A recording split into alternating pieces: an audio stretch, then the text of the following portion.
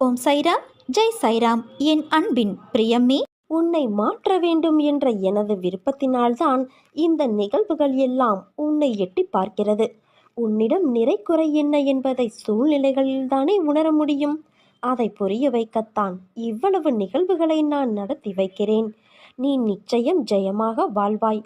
என் பரிபூரண அருளும் ஆசிர்வாதமும் அன்பும் எப்போதும் உனக்கு உண்டு குழந்தையே. உன் அம்மாவாக அப்பாவாக என்றும் உன்னை என் இருதயத்தின் கருவறையில் சுமந்து நிச்சயம் உன் தந்தையான நான் அரவணைத்து வளர்ப்பேன். நீ நம்பிக்கையோடு இரு, நல்லதே நடக்கும். கோபம், பேராசை, காமம், தவறான எண்ணம், அகங்காரம், பொறாமை என்கின்ற இந்த 6 எதிரிகளிடமும் நீ எப்போதும் மிகவும் ஜாக்கிரதையாக இருக்க வேண்டும். ஆனந்தத்தை நீ அடைய இந்த 6 எதிரிகளிடமும் போராட வேண்டும். ஆனால் நிச்சயமாக உன் தந்தையான நான் உனக்கு உதவுகிறேன் குழந்தையே. மனம் தளராத நம்பிக்கை, அசராத பக்தி, இவை இரண்டுமே எப்பொழுதும் உன்னுடைய பிரதான குறிக்கோளாக வைத்துக்கொள். ஒருவன் காத்தாடியை ஆகாயத்தை நோக்கி விடுவான் என்றால் அந்த காத்தாடியின் மீது உள்ள நம்பிக்கை அல்ல, காற்றின் மீது உள்ள நம்பிக்கையும் நூலின் மீது உள்ள பொறுமையும் அந்த காத்தாடியை ஆகாயத்தை நோக்கி பறக்க உதவுகிறது. அதே போலத்தான் உன்னுடைய வாழ்க்கையும். நீ உனது குறிக்கோளை அடைய மிக முக்கியமானது நம்பிக்கையும் பொறுமையும் மட்டுமே. ஏற்றிவிடப்பட்ட காத்தாடி மீண்டும் தன் கையில் வர வேண்டும் என்றால் நாம் முதலில் சமாளிக்க வேண்டியது காற்றின் சீற்றத்தை தான். அதே போலத்தான் நாம் வாழ்க்கை என்னும் பெருங்கடலை கடக்கும் பொழுது இடையில் ஏற்படும் சீற்றங்களை மிக கவனமாக கடக்க வேண்டும். அப்படி மிக கவனமாக எவன் ஒருவன் கடந்து செல்கிறான் என்றால் அந்த ஏற்றிவிடப்பட்ட காத்தாடி ஆகாயத்தை தொட்டு மீண்டும் அவனுடைய பிரதான இலக்கை அடைந்து அவன் கையில் வந்து சேருகிறது. இதே போலத்தான் உன் வாழ்க்கையில் ஒவ்வொரு முயற்சியிலும் உன் குறிக்கோளை நோக்கி மட்டுமே இருக்க வேண்டும். இப்படிப்பட்ட குறிக்கோளை நோக்கி எந்த ஒரு பக்தன் என்னை முழுமையாக நம்பி புத்தியையும் மனதையும் எனக்காக செலுத்தி வருகிறான் என்றால் அவன் நினைத்ததை நான் நடத்தி தருவேன். அவனுடைய லட்சியத்திற்காக நான் 7 கடலையும் தாண்டி வந்து உதவியும் புரிவேன். எந்த சூழ்நிலையிலும் மனதைரியத்தை இழந்து விடாதே குழந்தையே. என் மீது நம்பிக்கை வை. உன் வெற்றியை நான் அமைத்து தருவது உறுதி. ஏமாற்றங்கள், விரக்தி என எதிர்மறையாய் உன்னை சூழ்கிறது என்று நினைக்கிறாயா? கவலை கொள்ளாதே. இருளிலிருந்துதான் உதயம் பிறக்கும். அதே போல நேர்மறை தெரிகிறது உன்னிடத்தில். பௌர்ணமி, அமாவாசை என இரண்டுமே உலக மனிதனின் வாழ்க்கையை சொல்லும் மிகப்பெரிய உதாரணம். பௌர்ணமியிலிருந்து அமாவாசை வருகிறதா அல்லது அமாவாசையிலிருந்து பௌர்ணமியா என்று நிர்ணயித்து சொல்ல முடியாது. இரண்டுமே ஒரே கால கணக்குத்தான், வளர்பிறை தேய்பிறை என்று. அவற்றைப் போலத்தான் மனிதன் முன்னேறுகிற காலமும் இருக்கும், சறுக்குகின்ற காலமும் இருக்கும். இரண்டும் காலங்கள் நிர்ணயிக்கப்பட்ட விதி. அதுதான் இப்போது உன் வாழ்வில் நடந்து கொண்டு இருக்கிறது. உன் வழிகள் கண்டும் நான் எப்படி அதை எடுத்துக்கொள்ளாமல் இருப்பேன்? எல்லாம் நன்மைக்கே என்று நம்பு. உன் நம்பிக்கையும் பொறுமையும் தான் வாழ்க்கையை வெற்றி என்னும் திசையில் பயணிக்க வைக்கும். உன் நம்பிக்கை, பொறுமை உன் பலத்தையும் விசுவாசத்தையும் எவ்வளவு உன்னதமானது என்பதை நான் அறிவேன் குழந்தையே. எல்லாம் சரியாகிவிடும். எதற்கும் அஞ்சாதே. உன்னோடும் உன் குடும்பத்தோடும் நான் என்ற உன் தந்தை இருக்கிறேன். நீ எல்லா செல்வ வளங்களையும் பெற்று சீரும் சிறப்புமாய் நல்ல பெயரோடு நிம்மதியான வாழ்க்கையை வாழ்வாய். உன் வாழ்வில் நல்லது நிச்சயமாக நடக்கப் போகிறது. உன் தந்தையான நான் செய்யும் ஒரு அற்புத நிகழ்ச்சியால் நீ மிகவும் சந்தோஷமடையப் போகிறாய். சூழ்நிலைக்கு ஏற்ப வாழ்க்கையை அமைத்துக் கொள்வதுதான் வெற்றிகரமான வாழ்க்கையின் பூரண ரகசியம். இந்த உண்மையை உணர்ந்தவர்கள் வாழ்வில் வெற்றி நிச்சயம். வெற்றி பாதையில் பயணிக்க விரும்புபவர் கடைபிடிக்க வேண்டிய முக்கியமான ஒரு அம்சமும் கூட. தெளிந்த நீரோடை போல மனது தெளிவாக இருக்க வேண்டுமானால் சில அடிப்படை கொள்கைகளை கட்டாயம் கடைபிடிக்க வேண்டியதும் உள்ளது. இதில் மிக முக்கியமானது ஒன்று, இருப்பதை எண்ணி மகிழ்வுறாமல் இல்லாததை எண்ணி ஏக்கம் கொள்வது. ஆம் குழந்தையே, வாழ்க்கையில் அனைத்தும் கிடைத்தால்தான் நான் மகிழ்ச்சியாக இருப்பேன் என்று எண்ணினால் இந்த பிறவியில் அது சாத்தியமில்லை. காரணம், குறையில்லாத மனித வாழ்க்கை என்பதே இதுவரை இல்லை என்பதுதான் சத்தியம். உன் மகிழ்வான பொழுதுகளை முழுவதுமாக கெடுக்கக்கூடிய வல்லமை பெற்றது. உன்னிடம் இல்லாத ஒன்றை எண்ணி ஏக்கம் கொண்டு நிம்மதியை தொலைப்பதுதான். மகிழ்ச்சி என்பது என்றுமே இன்னொருவரால் வரக்கூடியது அல்ல. மகிழ்ச்சியோ துக்கமோ இதில் எதை தேர்ந்தெடுக்கப் போகிறாய் என்பது உன்னிடமே உள்ளது. என் தங்கமே, மகிழ்ச்சி என்பது உன் கையில்தான் இருக்கிறது. அதற்கு முதல் படியாக உன்னுடைய தேவைகளை கட்டுக்குள் கொண்டு வர வேண்டியது அவசியம். அத்தியாவசிய தேவைகளுக்கு மட்டுமே உன் ஆசை இடம் கொடுக்க வேண்டும். இந்த எண்ணத்தில் உறுதியாக நீ இருக்க வேண்டியதும் அவசியம். இதற்கான அர்த்தம் மனித வாழ்க்கைக்கு இது மட்டும் போதும் என்பது அல்ல. உயிர் வாழ தேவையான அடிப்படை வசதி கிடைத்துவிட்டால் மேற்கொண்டு நாம் பெறும் ஒவ்வொன்றும் நாம் மகிழ்ச்சி கணக்கில் கூட்டிக்கொண்டே போனால் வெற்றிக்கான பாதை நம் முன் பறந்து விரியும். நல்ல எண்ணங்களுடனான சேவைகள் நல்ல வாழ்த்துக்களை பெற்றுத்தரும். அதை அனுபவிக்க பழகிவிட்டால் உன் மகிழ்ச்சி வெகு விரைவில் கூடிவிடும் குழந்தையே. உன் பிரச்சனைகளை தள்ளி நின்று பார்க்கும்போது அது மிக சாதாரணமாக தெரிவதோடு அதற்கான தீர்வு காண்பதும் எளிதாகிவிடும்.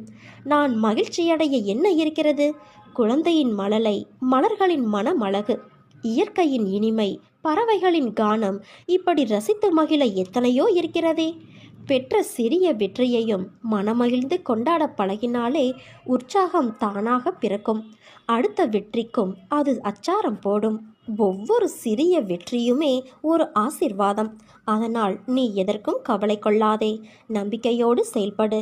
நீ எடுக்கும் எல்லா முயற்சிகளிலும் நிச்சயம் உனக்கு வெற்றி நிச்சயம். இறைவன் உன்னை சில நேரம் தனிமைப்படுத்துவதற்கு காரணம் தெரியுமா? நீ உன்னையும் உன்னை சுற்றியுள்ள துரோகிகளையும் நீ அடையாளம் காணத்தான் என்பதை புரிந்து கொள். ஒன்றை மட்டும் நினைவில் வைத்துக்கொள். இப்போது இருக்கும் உன் நிலைதான் முடிவான ஒன்று என இருந்து விடாதே.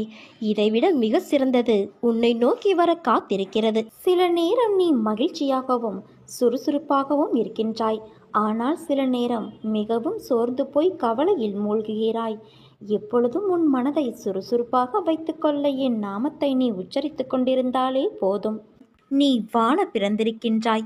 வாழ்வை அனுபவித்து வாழ வேண்டும். அதற்கு தடையாக உள்ள கஷ்டங்களையும் பிரச்சனைகளையும் வேறு விதமான சூழல்களையும் நீக்கி எல்லாவற்றிலும் சம்பூரணமாக வாழ வேண்டும் என்பதே உன் தந்தையான என்னுடைய விருப்பம். என் விருப்பம் உங்கள் வாழ்க்கையில் நடைமுறைக்கு வர வேண்டும் என்றால் நான் உங்கள் மனதில் இருக்க வேண்டும். மனதில் இருப்பதை எப்படி அறிந்து கொள்வது என நீ கேட்கலாம். எந்த மனதில் அமைதியும் சாந்தமும் நிலவுகிறதோ, எந்த மனம் எப்போதும் அன்பினால் நெகிழ்கிறதோ, எந்த மனம் அனைத்தையும் சகிக்கிறதோ, எந்த மனம் எப்பொழுதும் பொறுமை காக்கிறதோ அந்த மனதில் நான் இருப்பேன். சில நேரங்களில் கஷ்டம் கலங்க செய்யும், வேதனை திகைக்க வைக்கும், பிரச்சனைகள் மூழ்கடிப்பது போல தெரியும். ஆனால் திகைக்கக்கூடாது. எதையும் முன்ஜென்மத்து வினையென எடுத்துக்கொண்டு இனி வரும் நாட்களில் நன்றாக இருப்பதற்காக இந்த நிலையை நான் தருகிறேன் என ஏற்றுக்கொள்ள வேண்டும். என் தந்தை எனக்கு எதையும் செய்யவில்லை என கதறி அழுத நாட்கள் உண்டு. அழுத நாட்கள் முடிந்து போகும் குழந்தையே. ஆனந்தமான காலம் உனக்காக காத்திருக்கிறது. மரம் இலைகளை உதிர்க்க ஆரம்பித்து மொட்டையாகி நின்றால் மரம் பட்டுவிட்டது என நாம் பதறுவது இல்லை. இது இலையுதிர் காலம், இனி வசந்த காலம் வரும் என்பதை நினைத்து நாம் காத்திருப்போம் அல்லவா? இந்த துன்ப நாட்கள் முடிவுக்கு வந்து உனக்கு இன்பம் சேரப்போகிறது. அன்றைக்கு நீ தகுதியாக இருப்பதற்காக இந்த கஷ்டம் என்ற பயிற்சி அளிக்கப்படுகிறது. உன் தந்தையான நான் எப்படி முழுமையானவரோ அப்படியே நீங்கள் அனைவரும் முழுமையான தன்மை உடையவர்கள். என் தங்கமே, உனக்காக நான் வகுத்த வழியில்தான் நீ பயணிக்கின்றாய். பயமின்றி முன்னேறு. வரும் தடைகள் எல்லாம் உன் நலனுக்காகத்தான் வருகிறது. உன் பொறுமைக்கும் உன் நம்பிக்கைக்கும் நீ கனவிலும் நினைக்காத வாழ்வை நான் உனக்கு அமைத்து தருவேன் குழந்தையே. தன்னை நம்பியவருக்கு எதை கேட்டாலும் கொடுக்கும் வல்லமை என்னுடையது. எதிலும் நம்பிக்கையோடும் பொறுமையோடும் காத்திரு. உன் கோரிக்கை நிறைவேறும். அத்தோடு மற்றவருக்கு துரோகம் மட்டும் செய்யாதே குழந்தையே. மற்றவருக்கு உன்னால் முயன்ற உதவியை செய். உனக்கு எதை எப்பொழுது கொடுக்க வேண்டும் என்று எனக்கு தெரியும். உரிய நேரத்தில் உரியவற்றை நாம் கொடுத்து உதவுவேன். வெற்றி என்ற ஒன்றை மட்டும் நினைத்துப்பார். தோல்வியை பற்றி என்னவே செய்யாதே. என்னை நம்பினோருக்கு தோல்வி என்பது வருவது கிடையாது. எந்த சந்தர்ப்பத்திலும் உன்னுடைய நம்பிக்கையை தளர விடாதே குழந்தையே. பிறர் உன்னை எப்படி நடத்தினாலும் சினத்திற்கு இடம் கொடுத்து விடாதே. இறைவன் மீது நீ தூய களப்பற்ற அன்பு கொண்டுள்ளதால் பிறருடைய மனத்தாங்கள் கெட்ட எண்ணமாகியவற்றிலிருந்து உன்னை எப்படி பாதுகாப்பது என்ற முடிவை அவனிடமே விட்டுவிடு. உன் இன்பங்களையும் மகிழ்ச்சியையும் இறைவனிடமிருந்தே எதிர்பார்த்து இரு. என் திசைக்கு திரும்பும் யாரையும் சோகம் தொடக்கூட செய்யாது. உனக்கு என்ன தேவையோ அதை என்னிடம் தெளிவாகவும் தீர்க்கமாகவும் கேள். எல்லாவற்றையும் உன் தந்தையான நான் நிறைவேற்றி கொடுப்பேன். உன் மனம் நிலையாக இருக்கட்டும். மற்றதை உன் தந்தையான நான் பார்த்து கொள்கிறேன். உனது பிரச்சனைகள் என்னவானால் என்ன? நீ அனைத்தையும் கடந்து போகத்தான் பிறந்திருக்கின்றாய். கஷ்டப்பட்டாலும் சுகத்தை அனுபவித்தாலும் அது முன்ஜென்ம கர்ம வினை பலன் என்பதை உன் தந்தையான நான் காட்டுவேன். நீ இனி எதை பற்றியும் கவலைப்பட மாட்டேன் என்பதை ஒரு தீர்மானமாக வைத்துக்கொள். இனி எப்படி இருக்கப் போகிறாய் என்பதை பற்றி சிந்தனை செய். உன் ஏமாற்றமான சூழ்நிலைகளை மாற்றும் வழிகள் என்ன, நடைமுறை சாத்தியங்கள் என்ன என்பது பற்றி உன் உள்ளத்தில் நான் பேசும்போது கூர்ந்து கவனி. நீ ஆன்மா. உனக்கு சுகமோ துக்கமோ கிடையாது. அவை இந்த உடலுக்கு மட்டுமே உரியது என்றாலும் நான் இந்த உடலைத்தான் கோவிலாக வைத்து அதில் வசிக்கின்றேன். இன்று முதல் இந்த உடம்பு சார்ந்த விஷயத்தில் கவனம் செலுத்துவேன். உன் கஷ்டங்களுக்கு எல்லாம் முடிவு கட்டுவேன். இனி இஷ்டப்படியெல்லாம் நடக்கும் என்று நம்பிக்கையோடும் பொறுமையோடும் சகிப்புத்தன்மையோடும் சுறுசுறுப்பான மனதோடும் நான் இப்படித்தான் இருக்க வேண்டும் என உறுதியாக தீர்மானம் செய். அந்த தீர்மானத்தை நான் வழிமொழிகின்றேன். உன்னை வெற்றியின் பாதைக்கு கைப்பிடித்து அழைத்து செல்கிறேன். என்னுடைய நாமம் மலை போன்ற பாவங்களை அளிக்கும். என் நாமம் கோடிக்கணக்கான தீய நாட்டங்களை நாசம் செய்து நிர்மூலமாக்கும். என் நாமம் காலனின் கழுத்தை நெரிக்கும். இவ்வளவு மகிமை உள்ள என் நாமத்தின் மீது ஆர்வத்தையும் ஆசையையும் அன்பையும் வளர்த்து கொள்ள வேண்டும். எதிர்பாராமல் நாக்கில் தோன்றினாலும் என் நாமம் தன்னுடைய பிரபாவத்தை வெளிப்படுத்தும். நம்மை பரிசுத்தமாக்கிக் கொள்ள நாம ஜபத்தை விட சுலபமான வழி வேறு எதுவும் இல்லை. என் நாமத்தை தியானம் செய்வதற்கு நீராடல் தேவையில்லை. நாமம் செய்வதற்கு சடங்குகளும் சாஸ்திரங்களும் தேவையில்லை. மனம் தளராத நம்பிக்கை, அசராத பக்தி, இவை இரண்டுமே எப்போதும் உன்னுடைய பிரதான குறிக்கோளாக வைத்துக்கொள். ஒருவன் காத்தாடியை ஆகாயத்தை நோக்கி விடுவான் என்றால் அந்த காத்தாடியின் மீது உள்ள நம்பிக்கை அல்ல, காற்றின் மீதுள்ள நம்பிக்கையும் நூலின் மீதுள்ள பொறுமையும் அந்த காத்தாடியை ஆகாயத்தை நோக்கி பறக்க உதவுகிறது. அதே போலத்தான் உன்னுடைய வாழ்க்கையும். உன் வாழ்க்கையை நீ உனது குறிக்கோளை அடைய மிக முக்கியமானது நம்பிக்கையும் பொறுமையும் மட்டும்தான். ஏற்றிவிடப்பட்ட காத்தாடி மீண்டும் தன் கையில் வர வேண்டும் என்றால் நாம் முதலில் சமாளிக்க வேண்டியது காற்றின் சீற்றத்தை தான். அதே போலத்தான் நம் வாழ்க்கை என்னும் பெருங்கடலை கடக்கும் பொழுது இடையில் ஏற்படும் சீற்றங்களை மிக கவனமாக கடக்க வேண்டும். அப்படி மிக கவனமாக எவன் ஒருவன் கடந்து செல்கிறான் என்றால் அந்த ஏற்றிவிடப்பட்ட காத்தாடி ஆகாயத்தை தொட்டு மீண்டும் அவனுடைய பிரதான இலக்கை அடைந்து அவன் கையில் வந்து சேரும். இதே போலத்தான் உன் வாழ்க்கையில் ஒவ்வொரு முயற்சியிலும் உன் குறிக்கோளை நோக்கி மட்டுமே இருக்க வேண்டும். இப்படிப்பட்ட குறிக்கோளை நோக்கி எந்த ஒரு பக்தன் என்னை முழுமையாக நம்பி புத்தியையும் மனதையும் எனக்காக செலுத்தி வருகிறான் என்றால் அவன் நினைத்ததை நான் நடத்தி தருவேன்.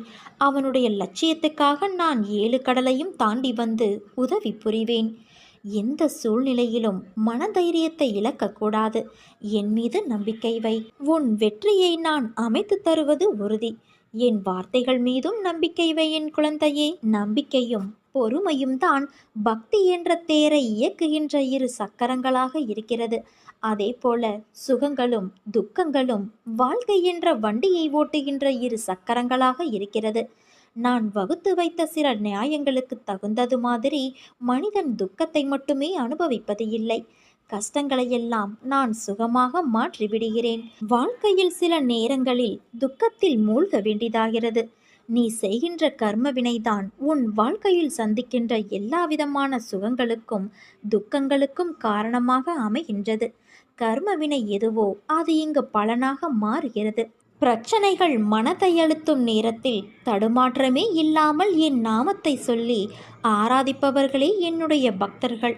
அவர்களுக்கு என் ஆசிர்வாதங்களையும் கருணையையும் பொழிந்து அவர்களை நான் எப்படியும் காப்பாற்றி விடுவேன்.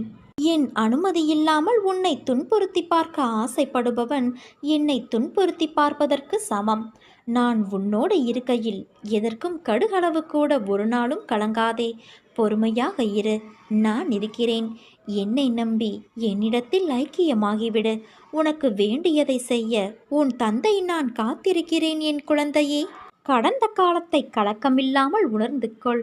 நிகழ்காலத்தை ஊக்கத்தோடு அணுகு. வரும் காலத்தை தைரியமோடு எதிர்கொள். கிடைக்காததையும் தவறவிட்டதையும் நினைத்து மனம் தளராதே. உனக்கு கிடைத்த வரங்களை உன் எண்ணத்தில் கொள். கடவுளை நம்பு.